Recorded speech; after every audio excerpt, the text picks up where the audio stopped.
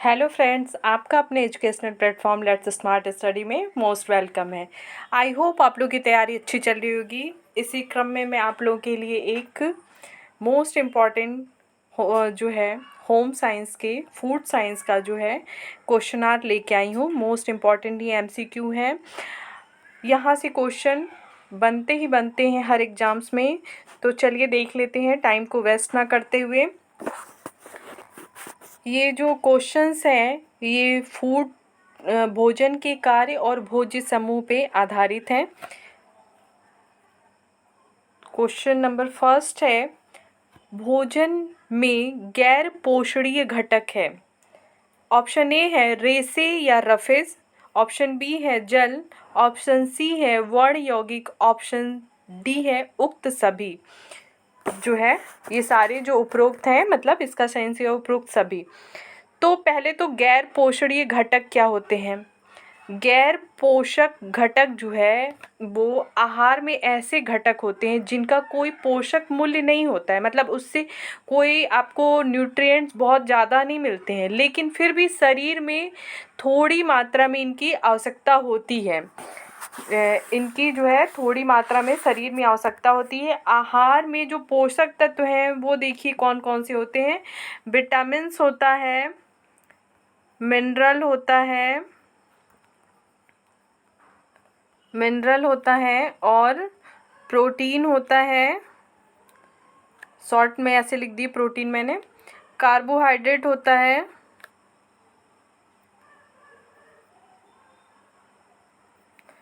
Carbohydrate vitamins, mineral, protein, carbohydrate और भी ऐसे जो है होते हैं। ये जो है पोषणीय घटक होते हैं, ये इनसे हमें पोषक तत्व मिलता है। लेकिन जो गैर पोषणीय होते हैं वो कौन से होते हैं। जो है गैर पोषणीय क्या होते हैं, फाइबर यानी रेशे या रफेज।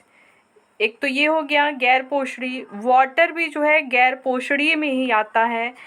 रंग यौगिक यानी वर्ण यौगिक जो होता है वो भी जो है गैर पोषणीय में आता है। इसके अलावा स्वाद यौगिक, संयंत्र यौगिक, ये सारे जो हैं। इसके अलावा देखिए आपका स्वाद यौगिक,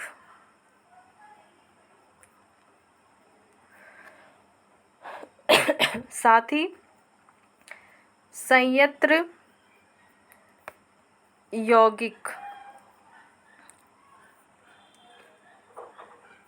ये जो है गैर पोषणीय होते हैं। ये जब मैं आपको डिटेल्स में बताऊंगी पढ़ाऊंगी तो ये सारा डिटेल्स वहाँ पे बताऊंगी। लेकिन फ़िलहाल आप ये समझ लीजिए कि मैंने आपको बता दिया कि गैर पोषणीय क्या होते हैं। मतलब ये हमें इनसे बहुत कोई अच्छा न्यूट्रिएंट्स नहीं मिलता, लेकिन हमारी बॉडी के लिए आवश्यक होते हैं। फाइबर देखिए क्यों आवश्यक है, क्योंकि इससे हमारा जो डाइजेशन होता है वो अच्छा हो जाता है। वाटर क्या होता है, हमारी स्किन और हमारे शरीर में जो गंदगियाँ होती है उनको निकालने के लिए आवश्यक हो जाता है। ऐसे ऐसे ये सारे जो गैर पोषणीय किसी न किसी रीज़न से हमारे शरीर में जो है आवश्यक होते हैं। तो इसका राइट आंसर हो जाएगा उक्त सभी। नेक्स्ट क्वेश्चन पे आ जाते हैं। क्वेश्चन नंबर सेकंड है, ट्राइजिडल टेस्ट निम्न में से किससे संबंधित है। तो ट्राइजिडल टेस्ट जो है वह किससे संबंधित है। ट्राइजिडल टेस्ट ऑप्शन ए है भोजन का ज्ञानेंद्रिय मूल्यांकन, ऑप्शन बी है भोजन में वसा का मूल्यांकन, ऑप्शन सी है उपरोक्त में से कोई नहीं, ऑप्शन डी है भोजन में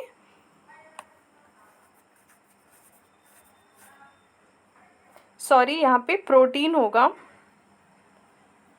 टाइपिंग मिस्टेक है ये, प्रोटीन का मूल्यांकन।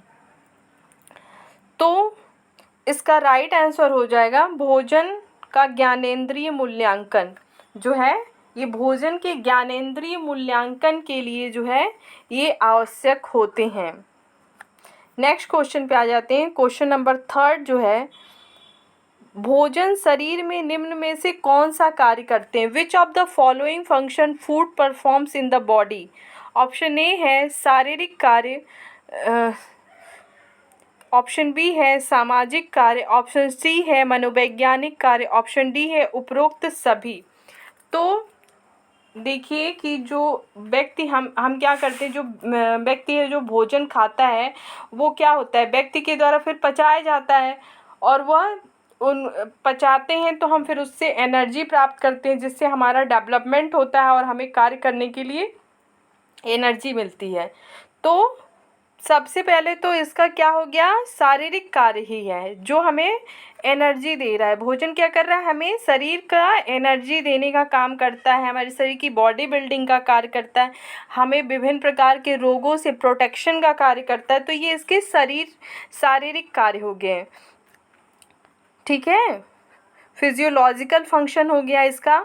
और दूसरा है सामाजिक कार्य। सामाजिक कार्य क्या होता है कि जब हम किसी के द्वारा कनेक्ट होना चाहते हैं तो क्या होता है कि हम अपने घर मान लीजिए मेहमान आए तो हम उन्हें भोजन कराते हैं, तो वो कहीं ना कहीं वो हमसे कनेक्ट होते हैं, ठीक है, उसके थ्रू हमसे कनेक्ट होते हैं, हमारा एक रिलेशनशिप बिल्डअप होता है। तो ये एक सोशल वर्क भी है, सोशल फंक्शन भी है। मनोवैज्ञानिक कार्य, साइकोलॉजिकल फंक्शन। तो साइकोलॉजिकल फंक्शन कैसे है भोजन का कार्य, क्योंकि हम जब भोजन करते हैं, मान लीजिए हमें भूख लगी और हमने भोजन किया तो उससे क्या होता है, हमें एक संतुष्टि मिलती है जो हमारा एक साइकोलॉजिकल फैक्टर है। हमें भोजन करने के बाद एक क्या होती है, संतुष्टि मिलती है। तो इसका राइट आंसर जो हो जाएगा वो उपरोक्त सभी हो जाएगा। सभी ये इसके कार्य हैं। देखिए शरीर क्रियात्मक जो कार्य है वो क्या है, पहला जो है आपका ऊर्जा देने का, एनर्जी देता है, एनर्जी देता है। फिर हमारा शरीर का निर्माण करता है, बॉडी बिल्डिंग का,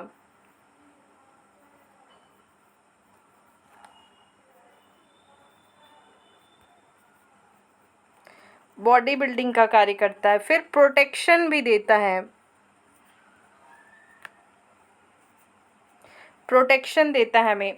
तो ये जो शरीर ऊर्जा प्रदान करने वाले जो पोषक तत्व हैं वो कौन कौन से होते हैं, कार्बोहाइड्रेट हो गया, फैट हो गया और प्रोटीन हो गया। कार्बोहाइड्रेट, फैट और प्रोटीन। और शरीर निर्माण के लिए प्रोटीन हो गया, खनिज हो गया और जल हो गया। इसी तरीके से सुरक्षात्मक जो हमें प्रोटेक्शन देते हैं वो कौन कौन से होते हैं, विटामिन्स, मिनरल्स, वाटर और प्रोटीन। ये सारे सुरक्षा देने वाले होते हैं पोषक तत्व। नेक्स्ट क्वेश्चन पे आ जाते हैं। एमआरपी ऑन प्रोडक्ट मीन्स, किसी उत्पाद पर एमआरपी से क्या अभिप्राय है, इसका जो है क्या अभिप्राय है, किसी उत्पाद पे एमआरपी से क्या अभिप्राय है। मैक्सिमम रिटेल प्राइस, इसका जो है राइट आंसर होगा मैक्सिमम रिटेल प्राइस, अधिकतम फुटकर मूल्य, ठीक है। किसी उत्पाद पर एमआरपी से मतलब होता है अधिकतम फुटकर मूल्य। नेक्स्ट क्वेश्चन पे हम आ जाते हैं। क्वेश्चन नंबर 5 है, इनमें से कौन सी विधि व्यक्ति के पोषण स्तर का आकलन नहीं करती है। देखिए इसमें से कौन सी विधि जो है व्यक्ति के पोषण स्तर का आकलन नहीं करती है। तो ऑप्शन ए है 24 घंटा बाद विधि, ऑप्शन बी है उम्र के अनुसार लंबाई, ऑप्शन सी है जैव रासायनिक विधि और ऑप्शन डी है रचना विधि। तो पोषण आकलन की जो विधियां हैं वो आपकी 4 हैं, ठीक है, वो 4 हैं। जो है पोषण आकलन की जो विधि है वो 4 विधियां हैं। फर्स्ट है मानोमिति। फर्स्ट क्या है,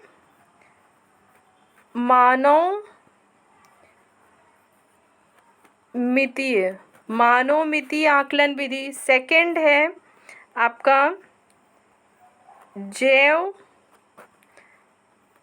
रासायनिक विधि। चौथा है नैदानिक विधि और तीसरा है नैदानिक विधि और चौथा है आहार सेवन विधि, आहार सेवन विधि, ये चार जो है व्यक्ति के पोषण स्तर की आकलन विधि है। तो मानव मिति में देखिए हम क्या देखते हैं कि उसकी लंबाई, वजन और जो है ऊपरी बांह की मध्य परिधि देखते हैं, सिर और छाती की परिधि देखते हैं, फिर इसका जो है बॉडी मास इंडेक्स भी देखते हैं। तो ये मानव मिति मतलब ये इसके द्वारा हम मानव मिति विधि के द्वारा भी पोषण व्यक्ति कितना पोषित है इसका पता चल जाता है कि उसका जो लंबाई है वो उसके एज के अकॉर्डिंग है नहीं है या नहीं है, उसका जो वजन है उसके एज के अकॉर्डिंग है या नहीं है, जो उसकी मिड अपर जो आर्म्स की जो सर्कमटेंशन है परिधि है वो जो है उसके अकॉर्डिंग है या नहीं, फिर सिर और छाती की जो परिधि है, फिर बेसल मेटाबॉलिक इंडेक्स भी उसका चेक करते हैं। तो ये सारी चीज़ों से ये मानव मिति होता है, इससे पता चल जाता है कि व्यक्ति की पोषण स्थिति क्या है।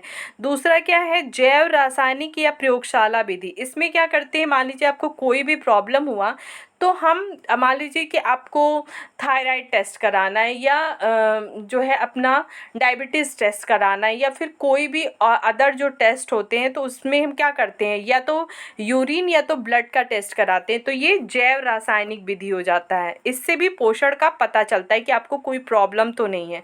फिर तीसरा जो है नैदानिक विधि है, यानी कि सामुदायिक स्तर पर जो पोषण स्थिति का जांच होता है जो है उसमें उससे पता चलता है। मान लीजिए किसी को हार्ट की प्रॉब्लम है या कोई भी ऐसी प्रॉब्लम है, ये जो है नैदानिक विधि द्वारा जांच करते हैं। फिर आहार सेवन विधि, आहार सेवन विधि में किसी व्यक्ति या समुदाय के आहार सेवन का मूल्यांकन 24 घंटे की स्मरण पद्धति द्वारा किया जाता है। तो देखिए पहला इसमें जो आहार सेवन विधि में है वो 24 घंटे बाद विधि वाला जो मेथड है वो है।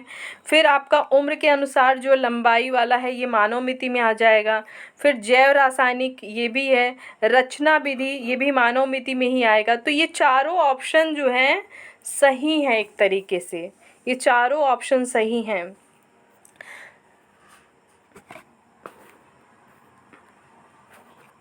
नेक्स्ट क्वेश्चन पे आ जाते हैं।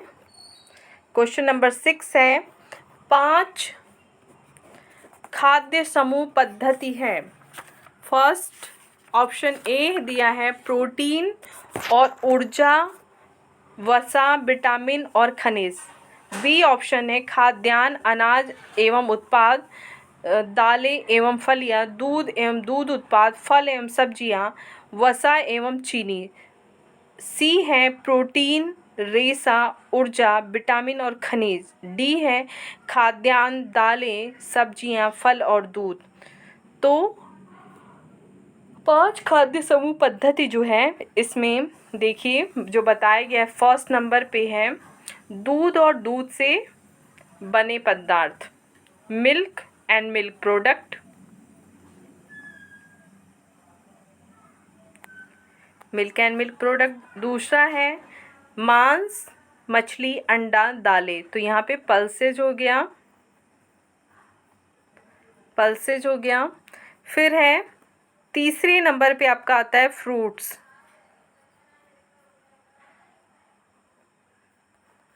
फ्रूट्स हो गया और हरी पत्ते वाली सब्जियां। चौथे नंबर पे सीरियल्स हो गया और 5वें नंबर पे ऑयल एंड घी, 5वें नंबर पे ऑयल एंड घी। तो आप देख लीजिए, देखिए फर्स्ट में प्रोटीन दिया है तो ये तो होगा नहीं प्रोटीन, और ये तो मिनरल्स, ये तो हमारे वो हो गए पोषक तत्व हो गए। और ऑप्शन बी में खाद्यान्न और अनाज एवं उसके उत्पाद जो भी हैं, ठीक है, तो ये सीरियल्स में आ जाएगा। दालें हो गए, फिर दालें एवं फलियां भी हो गई, दूध एवं दूध से पदार्थ हो गए, फल एवं सब्जियां हो गए, वसा एवं चीनी।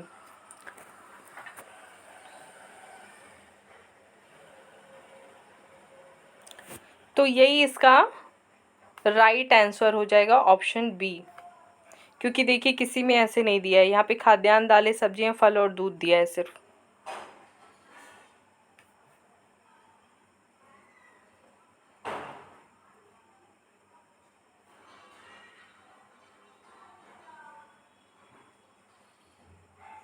इसमें ऑयल वाला ऑप्शन नहीं दिया है।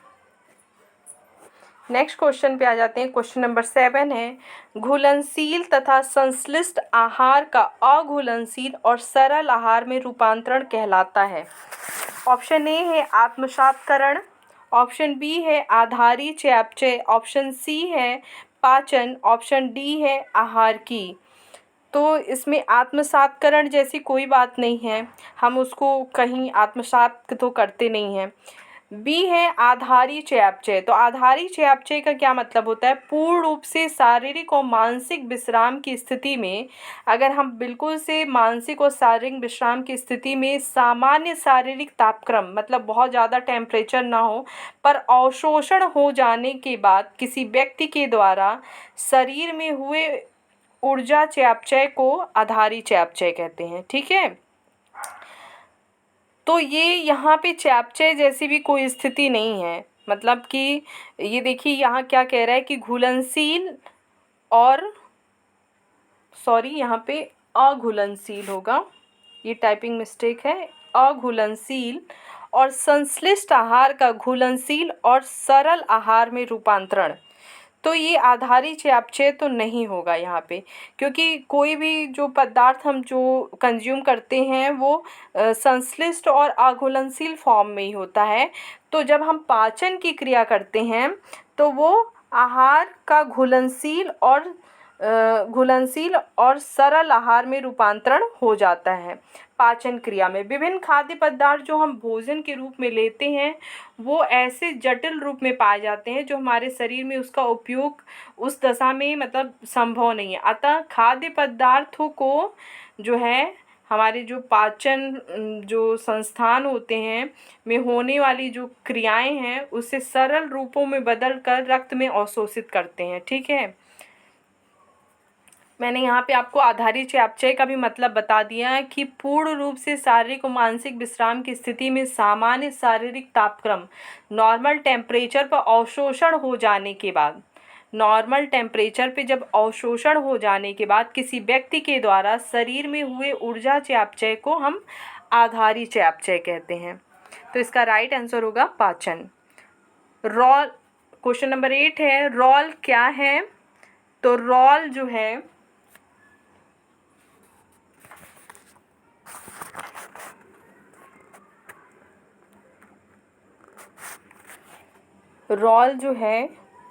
ऑप्शन ए है वर्णक, ऑप्शन बी है रंजक, ऑप्शन सी है रंग, ऑप्शन डी है धागा। तो इसका राइट आंसर होगा ऑप्शन ए जो है, ऑप्शन ए ये एक वर्णक है। रॉल या रेजिन जो है गोंद जैसा हाइड्रोकार्बन द्रव्य होता है। क्या होता है, गोंद जैसा हाइड्रोकार्बन द्रव्य होता है जो वृक्षों की छाल और लकड़ी से निकाला जाता है। ठीक है, अन्य पेड़ों की तुलना में चीड़ जैसे कोड़धारी पेड़ों से रेजिन अधिक मात्रा में निकाला जाता है। रॉल एक वर्णक होता है। रेजिन का प्रयोग गोंद लकड़ी की वार्निश, सुगंध और अगरबत्तियाँ बनाने में जो है इसका प्रयोग किया जाता है रॉल का। ठीक है, नेक्स्ट क्वेश्चन पे आ जाते हैं। क्वेश्चन नंबर 9 है, डॉक्टर एम स्वामीनाथन के द्वारा निम्नलिखित में से कौन से खाद्य पदार्थ की अनुशंसा की गई। ऑप्शन ए है 4 खाद्य वर्ग की, ऑप्शन बी है 5 खाद्य वर्ग की, ऑप्शन सी है 7 खाद्य वर्ग की, ऑप्शन डी है 11 खाद्य वर्ग की। तो एम स्वामीनाथन के द्वारा जो है 11 खाद्य वर्ग की अनुशंसा की गई है।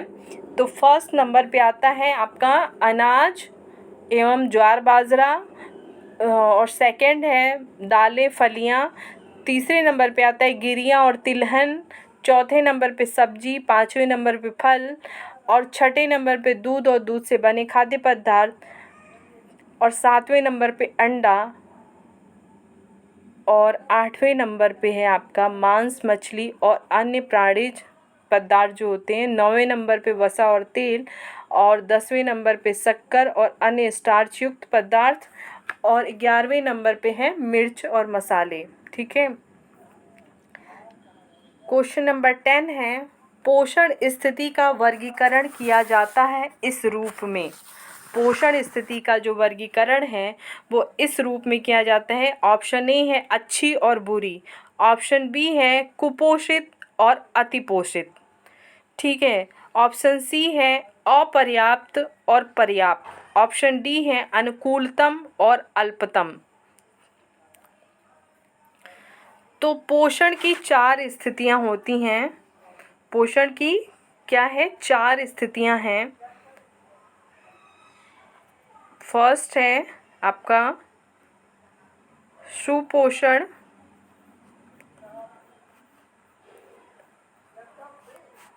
यानी गुड न्यूट्रिशन, उत्तम पोषण। दूसरा है कुपोषण,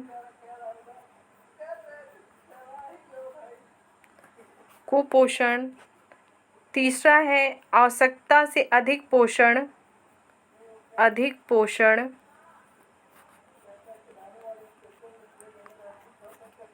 और चौथा है अपर्याप्त पोषण।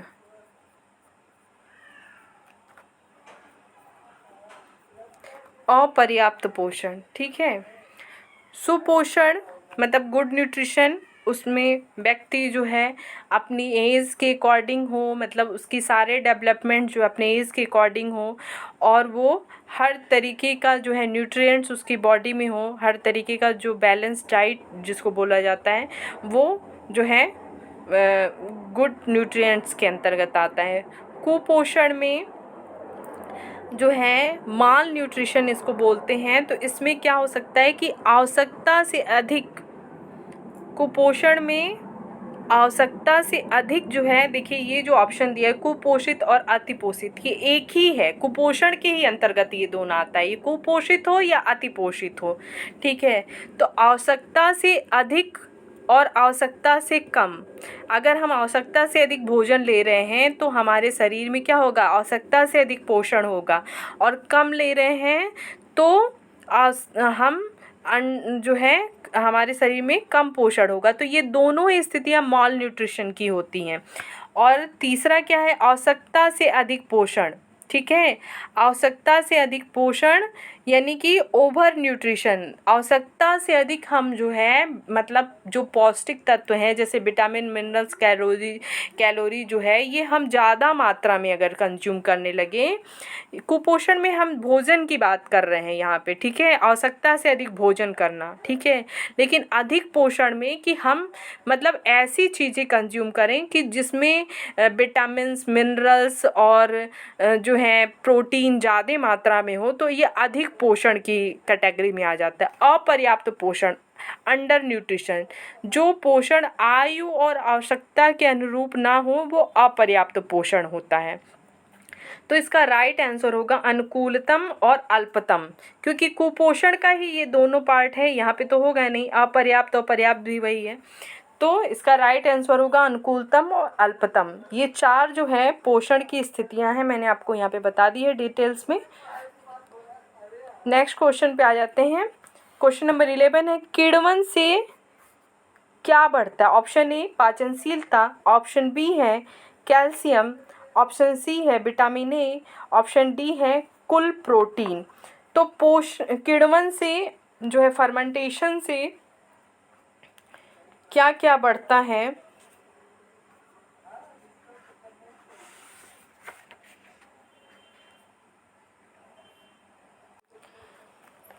तो इसका जो है किण्वन से, देखिए किण्वन एक जैव रासायनिक क्रिया है जिसमें जटिल कार्बनिक यौगिक का सूक्ष्म जीवों द्वारा ऑक्सीजन की उपस्थिति में सरल कार्बनिक यौगिकों में विघटन हो जाता है। किण्वन से पाचनशीलता जो है आपकी, किण्वन से क्या होता है, पाचनशीलता जो है बढ़ती है, ठीक है, पाचनशीलता बढ़ती है। खमीरीकरण द्वारा जो है उत्पन्न कार्बन डाइऑक्साइड गैस उत्पादक का कार्य करती है। खमीर मिलकर ही अधिकतर डबल रोटी, नॉन रोटी और पिज्ज़ा वगैरह जो है बनाए जाते हैं। तो खमीरीकरण से देखिए क्या क्या जो है बढ़ता है।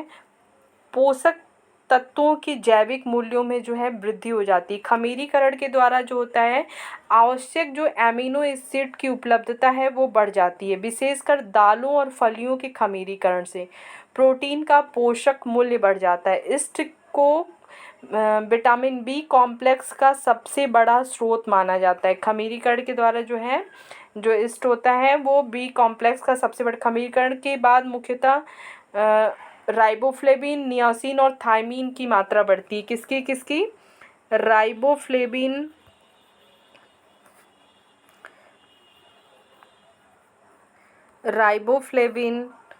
आपका नियासिन और थायमीन की मात्रा बढ़ जाती है। साथ ही पोषक तत्व जो है सुपाच्य हो जाते हैं। भोज्य पदार्थ का स्वाद जो है बढ़ जाता है। ठीक है। और खमीरीकरण की क्रिया के उपरांत जो है रासायनिक जो है सरल पदार्थ बनते हैं, जैसे लैक्टिक अम्ल, अल्कोहल व भोज्य पदार्थों के संरक्षण में भी काम आते हैं। इनके द्वारा जो है भोजन में उपस्थित हानिकारक जो जीवाणु की वृद्धि है वो रुक जाती है, जिससे भोज्य पदार्थ खराब होने से बच जाते हैं। जैसे क्लास्ट्रीडियम बोटुलिनम, लैक्टिक एसिड और अल्कोहल की उपस्थिति से विषैले पदार्थ उत्पन्न नहीं होते हैं। साथ ही विटामिन्स बनाने वाली फैक्ट्री जो होती है, खमीरीकरण की क्रिया के द्वारा जो है भोज्य पदार्थों में विटामिन बी कॉम्प्लेक्स जो है बढ़ जाता है। खमीरीकरण के द्वारा देखिए क्या क्या बनता है, इडली बनता है, डोसा बनता है, ढोकला बनता है, डबल रोटी बनता है, ये सारे जो है पदार्थ बनते हैं। नेक्स्ट क्वेश्चन पे आ जाते हैं। क्वेश्चन नंबर 12 जो है सूची 1 में दिए गए खाद्य पदार्थों को सूची 2 में दिए गए समृद्ध पोषक तत्वों से सम्मिलित करना है। तो सूची 1 और सूची 2, खाद्य पदार्थ सूची 1 में दिया है पपीता है, संतरा है, खजूर है, रागी है। और पोषक तत्व सूची 2 में है लौह है, कैल्शियम है, विटामिन सी है, विटामिन ए है। ठीक है।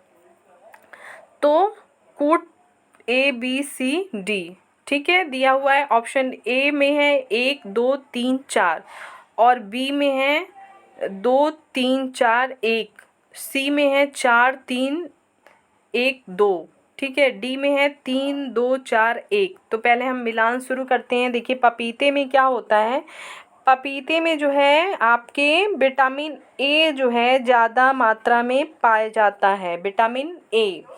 संतरे में विटामिन सी होता है। ठीक है। खजूर में क्या होता है, लौह तत्व ज़्यादा मात्रा में होता है। रागी कैल्शियम, रागी में क्या है, कैल्शियम ज़्यादा मात्रा में पाया जाता है। तो ए का 4, ठीक है, बी का 3, सी का 1 और डी का है 2। तो 4 3 1 2, 1 2 3 4 2 3 4 4 3 1 2, ऑप्शन सी जो है इसका राइट आंसर हो जाएगा।